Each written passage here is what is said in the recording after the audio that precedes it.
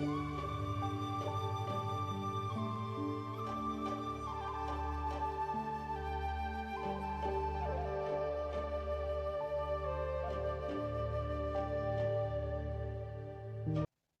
Shanti, good evening, and welcome once again to our evening sessions at Feel Well, Heal Well Meditation Lounge. And so today we have our presentation session, and the speaker for tonight is Dr. Shwetank Agarwal. He's a cardiac anesthesiologist, and he has done many sessions with us in the past. For those of you who have attended those, we know how he mixes science with spirituality and how it is interconnected, and not just with the knowledge, he presents it with proper research as well. So I would like to welcome Dr. Shwetank Agarwal. Dr. Shwetank, welcome. Good evening. Om Shanti. Thank you, Dr. Neha. I welcome all of you. Neha already did that, but this is an important topic that has kept me intrigued for many years. I have researched on this for many, many years, and I thought today is a good day to present this to all of you. Before I even start the presentation, I wanted to give you a little bit of background on how this topic came in my mind. Many, many years back, probably a few decades back, when I was going into 8th grade, my dad gave me a gift, a birthday gift of a book. I'm so glad that he introduced me to the world of books at a very early age. And he used to say that make books as your best friend and you will never go wrong.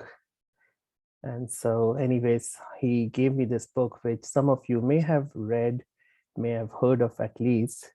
This is a book by Khalil Gibran called as The Prophet. The name of the book is The Prophet. A masterpiece, truly. But at that tender age, it was a heavy read. It took me quite a while to understand the concepts, the things that were written in there, in that book. There's a small passage in there about giving. That was what I was very drawn to in the beginning. I tried to read it many, many times over the next several years, but all of it remained theoretical. I never could understand how it can be done practically. Then fast forward many more years to January of 2000, when I was first introduced to the Brahma Kumaris. Actually, I stumbled upon the Brahma Kumaris and I got to do the wonderful Raj Yoga meditation course that is taught by the Brahma Kumaris across the world in all the centers free of cost. So anyways, I started going to the meditation center, started learning. Then I started going every day, actually, for the meditation sessions. And there were many encounters with the brothers and sisters who are dedicated in the meditation centers across the world, and especially the senior Raj Yogi meditation teachers. And each encounter used to be so uplifting, so empowering, so beautiful. I cherish each moment of my meetings with the senior Raj Yogis. And so during these encounters, I truly realized how giving can become your second nature, can become your true nature, and it is really, and how you can make this as the practical expression of your life. All right, so with this little bit of prelude, let me start the PowerPoint. So usually I like to break my presentations into 3 parts: why, what, and how. So let's start with why. Why give? We have now known through numerous studies, research studies in positive psychology, that giving is extremely healing. The more we give, the more we heal. Now, who doesn't want to heal? Who doesn't want to be healthy? Who wants to go to doctors? And as we have understood time and again, health is not just physical health, there's mental, emotional, social, spiritual health. So we all need healing, and giving is, I would say, a cheap way of achieving the ultimate health that we want for ourselves. So, but how does it work? How does giving lead to healing? So what happens is, really speaking, we give only when we have enough. So when we make a conscious effort to give, even though we don't have enough, then what happens is, somewhere the mind gets the message that we have enough. And when we keep doing that act of giving over and over again, over time, that new belief becomes a conviction.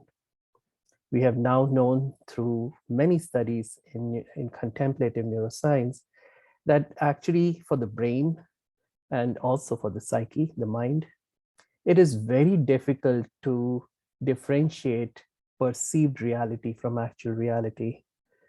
We call this a simulation hypothesis, where the perceived reality actually, if it is reinforced again and again, becomes our true reality. There's this phrase in neurosciences that neurons that fire together wire together. So a new habit gets created, a new personality gets created, and that's what we become, givers. We can also look at it from the point of view of the law of attraction, which says that we attract only more of what we have, or we attract more of what we are. So if we are givers, if we have become embodiments of giving, if you will, if we feel that we have enough all the time, if we feel that we have abundance, because that's what the psyche begins to believe and begins to have conviction of, that we have abundance. So we end up attracting more abundance. So we really become abundant, and abundance, or a feeling of abundance, is a very beautiful experience. And so that helps us in healing. Actually, what we have seen, that this feeling of abundance is a positive feeling. And I've done this session in the past about from quantum healing point of view, that when we think positive, when we think happy thoughts, then happy chemicals are secreted by the brain. These chemicals, these neuropeptides, get released in every, or get secreted and are transported through blood to every part of our body. And our chemistry, our physiology, our pharmacology, our immunology, our neurology, our endocrinology, even our genetic expression gets modified. All of it becomes better, all of it becomes more positive. So really, the way we think changes our entire biology. So if we think happy, the entire body becomes healthy. So it is in our best interest to give, so that we can heal and become healthy. So far, so good. Yeah, so now we move on to the next section. I don't want to give too much time in why, because I've done this in the past, and I want to go into how to give more importantly in today's session. But let's go briefly onto this second section, what to give. What to give? It's an interesting question, right? I'm sure this question may have come in your mind in the past. So let's explore this together. So going into that, the book, The Prophet, by Khalil Gibran, that I was referring to in the beginning, I'll quote a few lines from that book. You give but little when you give of your possessions. It is when you give of yourself that you truly give. For what are your possessions but things you keep in guard for fear you may need them tomorrow? And tomorrow, what shall tomorrow bring to the overprudent dog, bearing bones in the trackless sand as he follows the pilgrims to the holy city? Pardon me, I didn't mean this to come. So, yeah, so what I have learned through the practice of Raj Yoga over the past 22 years with the Brahma Kumaris is that there is this beautiful understanding that we are really guests in this world, that we are travelers. But who is the guest? Who is the traveler? When I say I am a guest, I am a traveler, who is this I? Is it the body that I'm so familiar with, that I recognize as soon as I see in the mirror? Or is it the labels that I have attached myself to, or have connected myself to, or is it something else? So Raj Yoga helps us understand that the I, the me, the we are souls. I am a soul. I am the energy, the life force that animates this body. So I'm a guest in this body. I'm a guest in this world. I belong to a different world far beyond a, a world of light, a world of energy, my original home. And if I have that consciousness that I'm here in this world, traveling from one body to the next, from one lifetime to the next, from one scenario to the next, then I will not get attached to the things that I have. And in any case, as a guest, the whole of the world is a guest house. And in a guest house, for a traveler, for a guest, nothing really belongs to the guest. The guest may use it, but those things don't belong to him or her. So if I see myself as a guest and I remind myself as a guest and a traveler all the time, then none of the things that I possess really are mine. So truly, what I have is not mine, then what can I give? If they don't belong to me, then I really can't give them. So giving of our possessions is a very small aspect of giving. When we give of ourselves, that is when we surrender to the will of God, when we surrender to how God wants us to live our lives, when we give ourselves to the service of mankind, is the true giving. What does God want from us? How does God want us to live our lives? According to the highest principles of human existence, following the highest laws of the universe, serving mankind, helping others, loving others. In every culture, there's this conversation about love thy neighbor and others.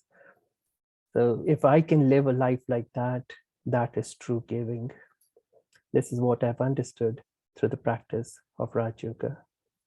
Going back to the book and quoting few more lines, there are those who give little of the much which they have. There are those who give little of the much which they have. And they give it for recognition, and their hidden desire makes their gifts unwholesome. I'll repeat this.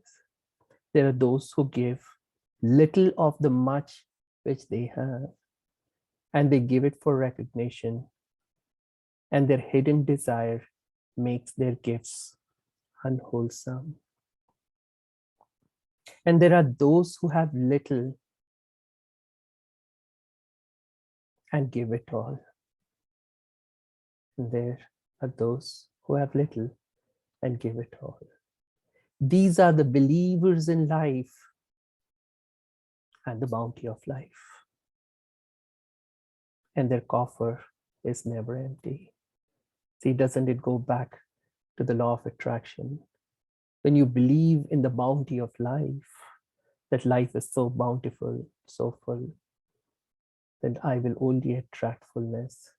My coffer will never be empty. So from Raj Yoga meditation point of view, I've understood that we have to give unconditionally. So coming to the third section, how to give unconditionally. When I need nothing in return, when I take nothing in return.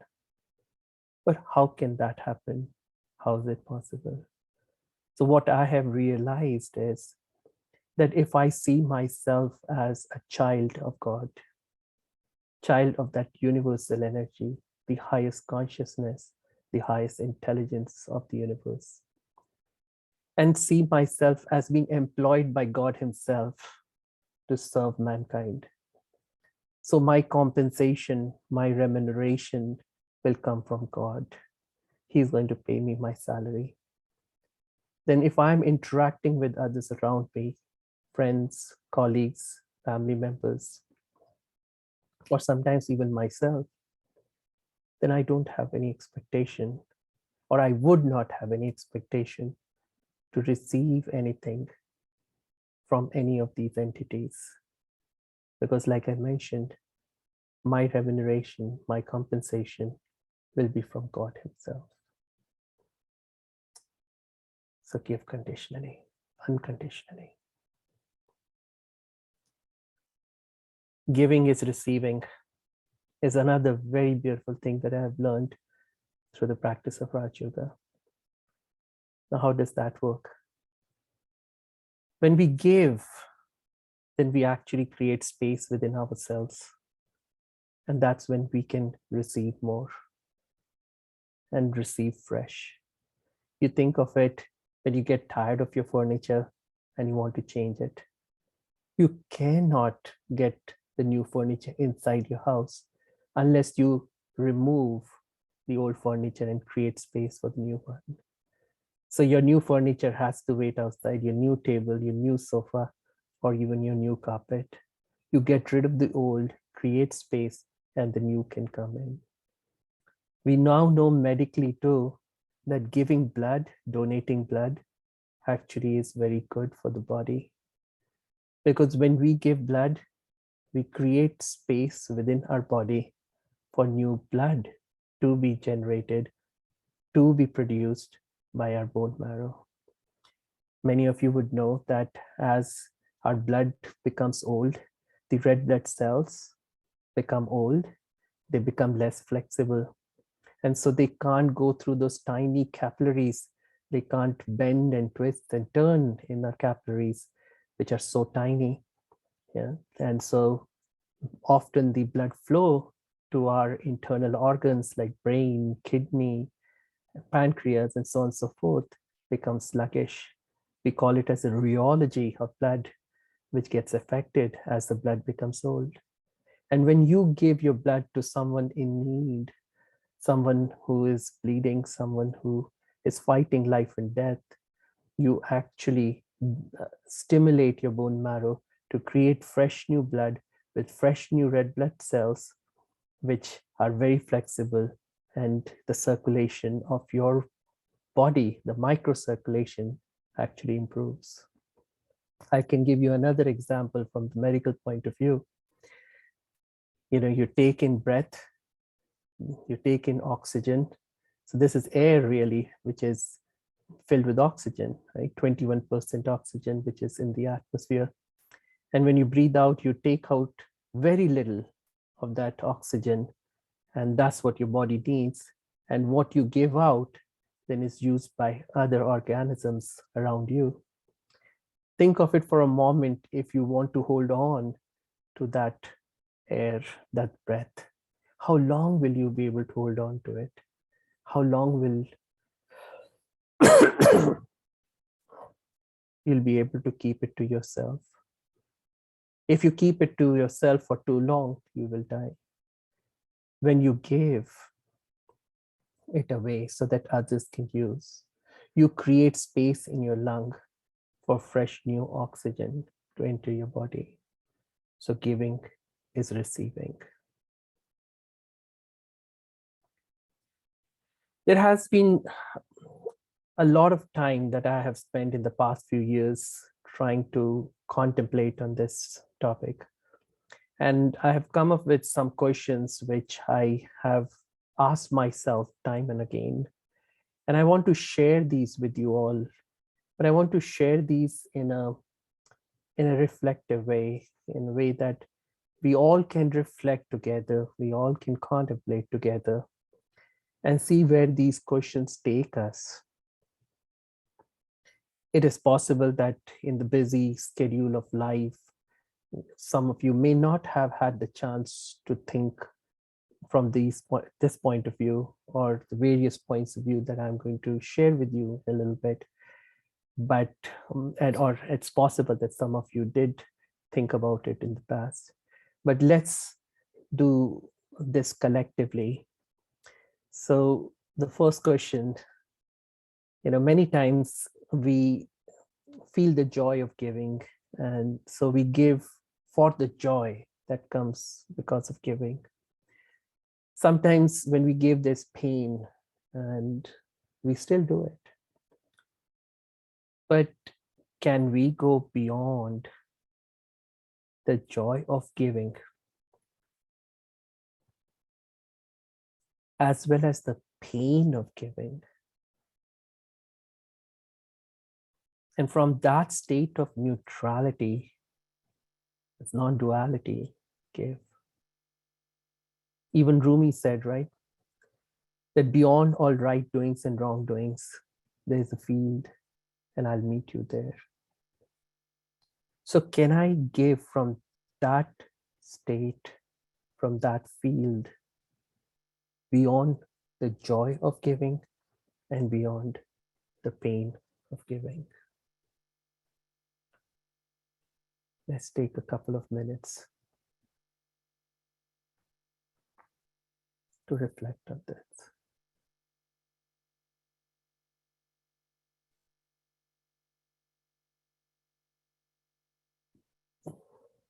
Go beyond the joy of giving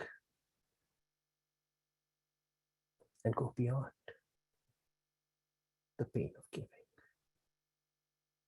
There is.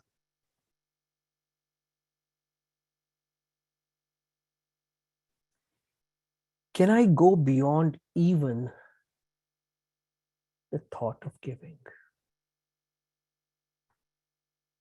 I invite you to reflect with me. Can we go beyond even the thought of giving? Truly speaking, what are we giving anyways? What can we give anyways? Sometimes even the thought of giving creates conceit in the mind that I have so much and others are below me.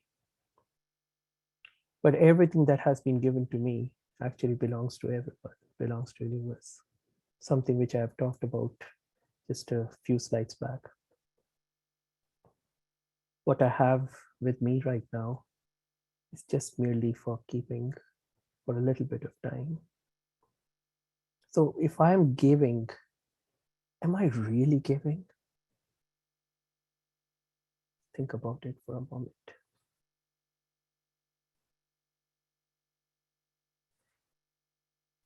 Next, can I give unasked?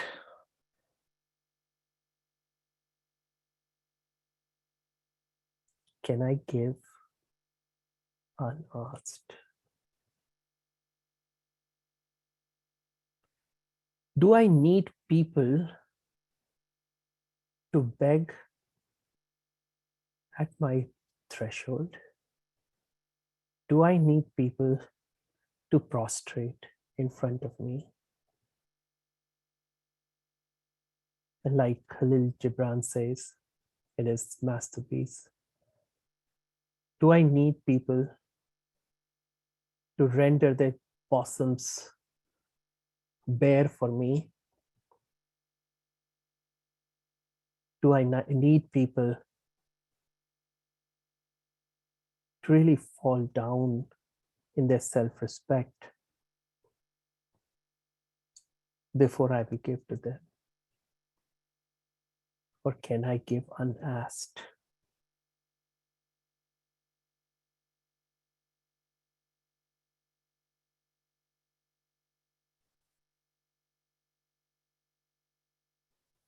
Can I make giving as a spontaneous phenomenon?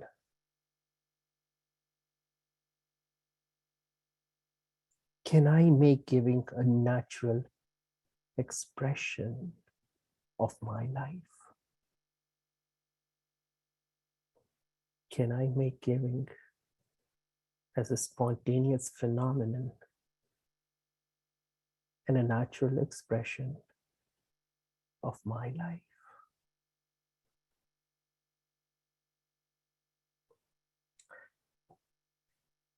Think of it. Look at this river that flows incessantly. Does it ever drink its own water? Do we know of any river on this planet that drinks its own water? Do we know any fruit tree on this planet that eats its own fruit?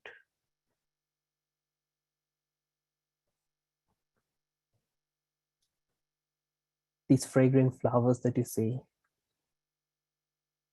they fill any and every valley that they are grown in or they grow in with their fragrance.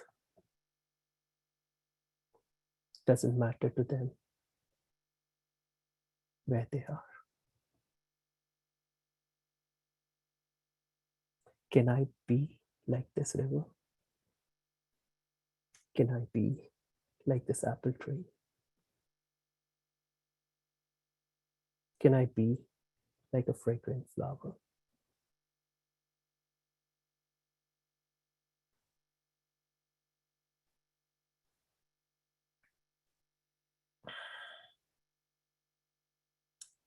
This is my favorite.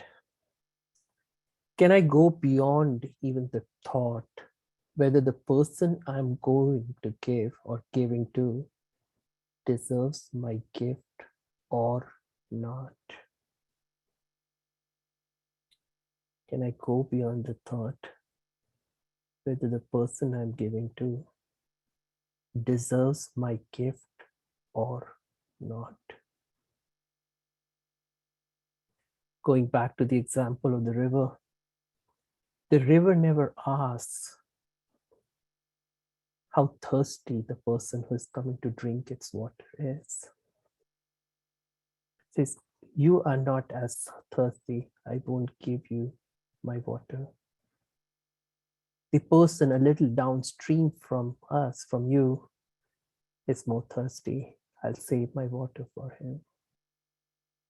Or the river never asks, what is your race? What is your religion? What is your faith? What are your beliefs? What is your nationality? What is the color of your skin? It just gives. Again, the apple tree. It doesn't ask whether you're hungry or not. And I'll give it to only the hungry. It never says that. Neither does the fragrant flower. Hey, you don't deserve my fragrance. I'll never give it to you. It never says that. So can I too go beyond the thought that the person I'm giving to deserves my gift or not?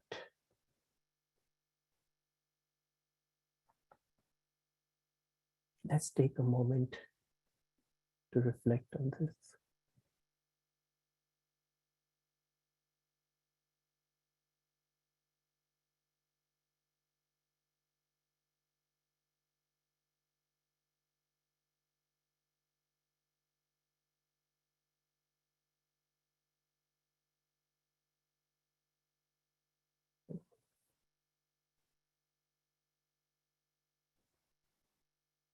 Let's go a little forward.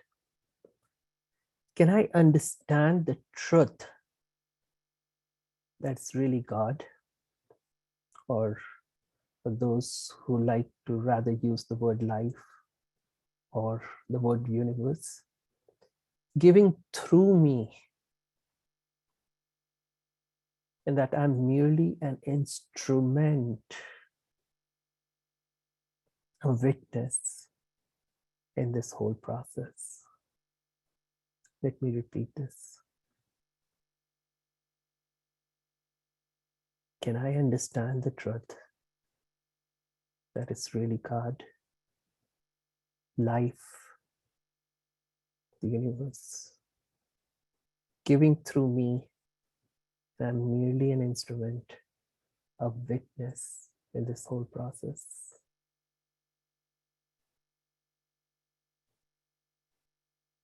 Look at the flute.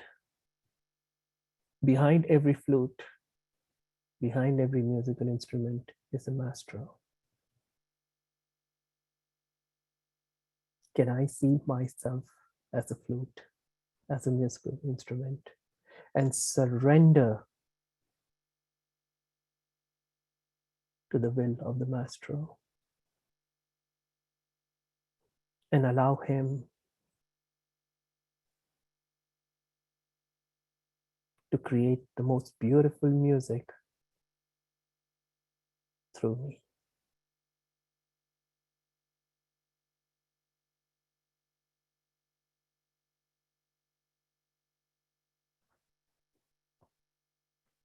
One of the most beautiful things that I have learned through the practice of Raj Yoga, by the way, I do want to say that I have not learned all of it.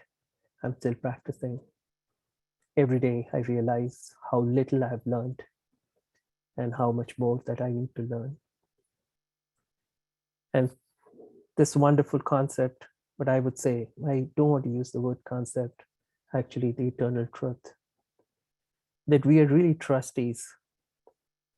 So, seeing myself as a trustee, as a steward, as a caretaker of all the things that I have in my possession at this time, I'm merely a witness, an instrument, a trustee.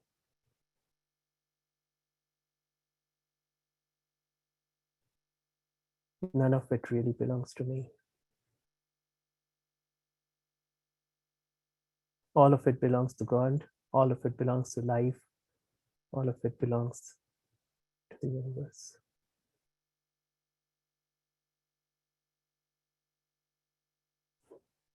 In today's world, too, if we consider something that doesn't belong to us as ours, that's considered theft. And in the court of law, anything more than $1,000 is felony, grand theft. So if I consider all that I have been given, all that I have been bestowed with, all that I have been endowed with is mine, then it doesn't belong to me. Could I be sued by the universe?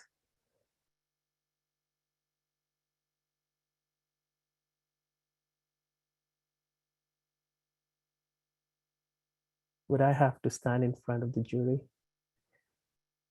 Would I have to go through a trial for claiming something that doesn't belong to me as mine?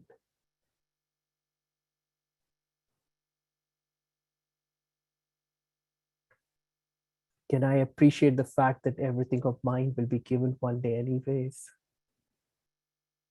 One day it will be given. This body is not eternal, the soul is. The soul will move on from one body to the next. And all that the soul possesses or seems to possess in one lifetime can never be taken to the next lifetime. So, all that I am holding on to right now, just like the dog that is burying bones in that trackless sand as he's following or it is following the pilgrims towards the Holy Land, if I continue to do that, after I'm dead and gone, there'll be others who will inherit it. And when they give, it will be their giving. Can I give now when the time is right? Can I give now when the time is right? What am I waiting for? So with this, I end my presentation. I'm going to stop the PowerPoint sharing. We can take a few minutes to see if you have any comments. If you would like to unmute and say, you're welcome to. If you'd like to put in the chat box, you're welcome to. And I see a direct message. Beautifully said. The more you give, the more you receive. Best is to give unasked. Thank you.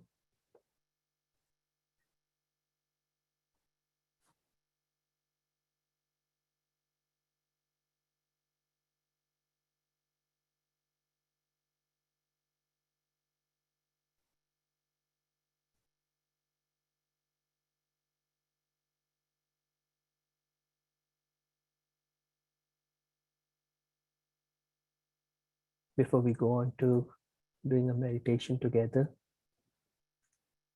we still have a couple of minutes if anyone wants to say anything. And I'm sure there are no questions,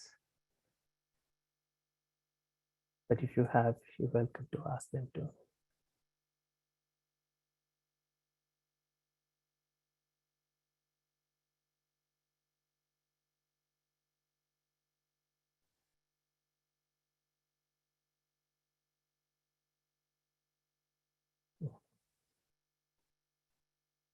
Right. So let's together continue with the reflection that we were doing together earlier. I'll play some gentle music for all of us.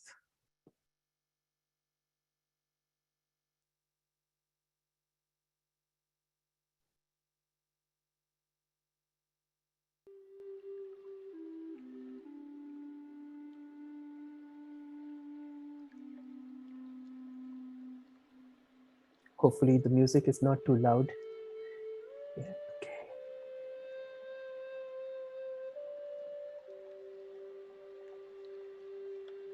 If possible, go through those questions, those reflective questions, again in your mind, in your head, in your heart, in your being.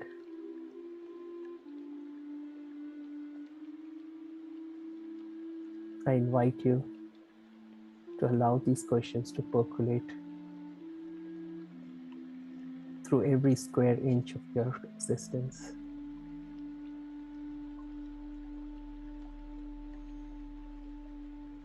which actually is infinite. Because you're not limited by a physical body. If you choose to see yourself as a soul, as the life energy, as the force that animates your body, keeps it alive and kicking.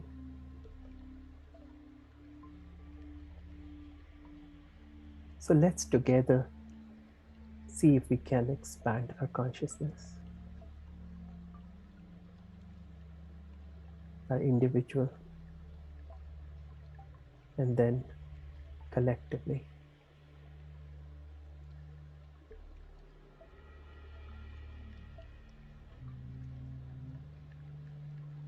See yourself becoming bigger and wider than your body.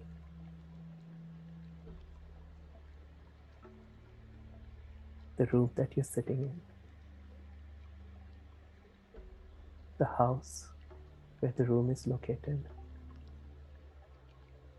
the neighborhood where your house is located, the city,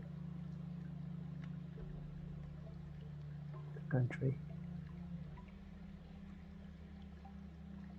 the entire planet, the entire solar system,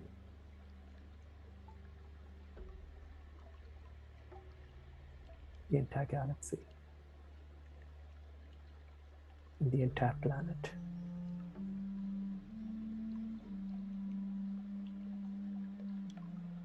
Sorry, pardon me, the entire universe.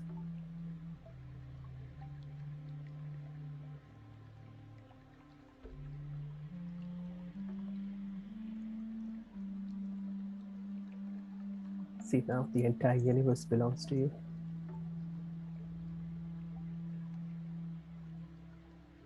You have everything. Everything belongs to you.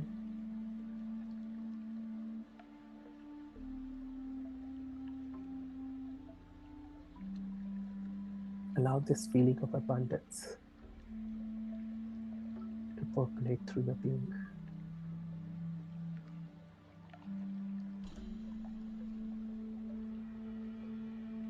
But really, nothing belongs to you.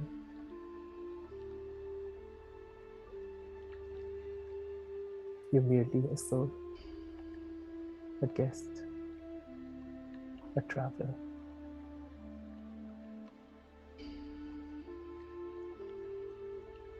You've come from the original home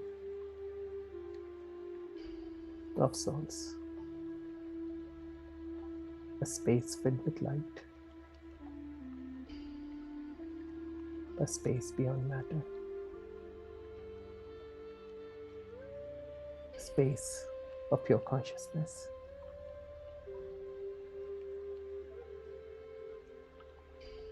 Into this physical existence,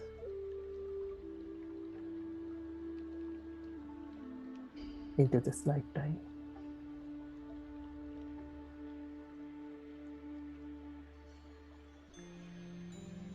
You go from one lifetime to the other.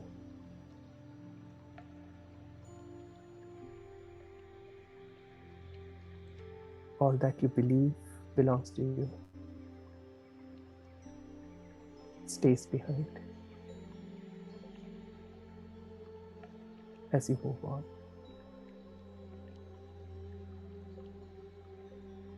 What was once yours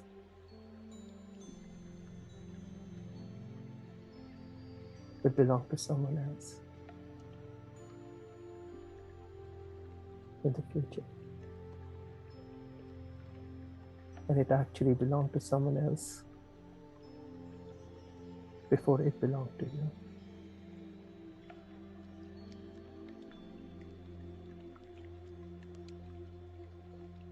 This is the universal truth.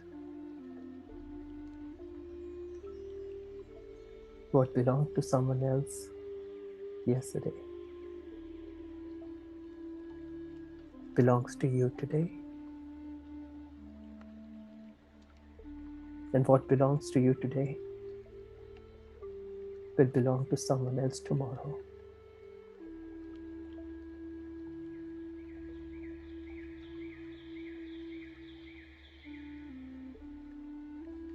So give away now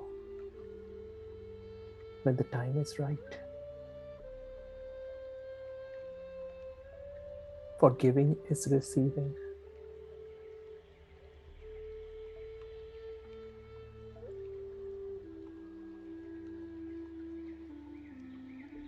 Giving is so that you can create space within yourself.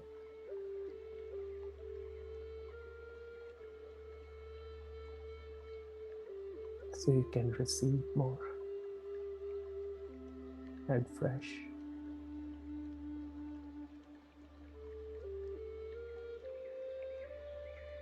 Give unconditionally to all of mankind.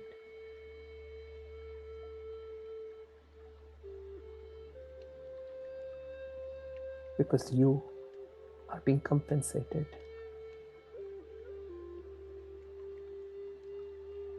by God Himself.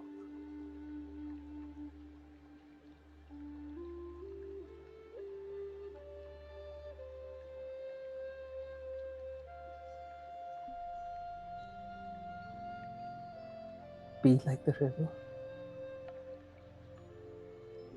that doesn't drink its own water.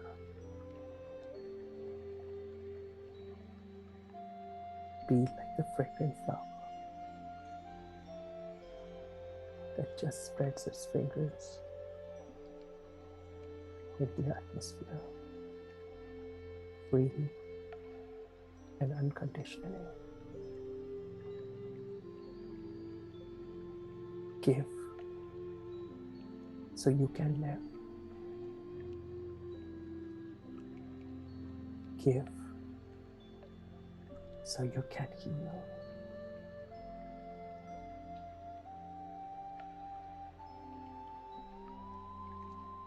Om Shanti.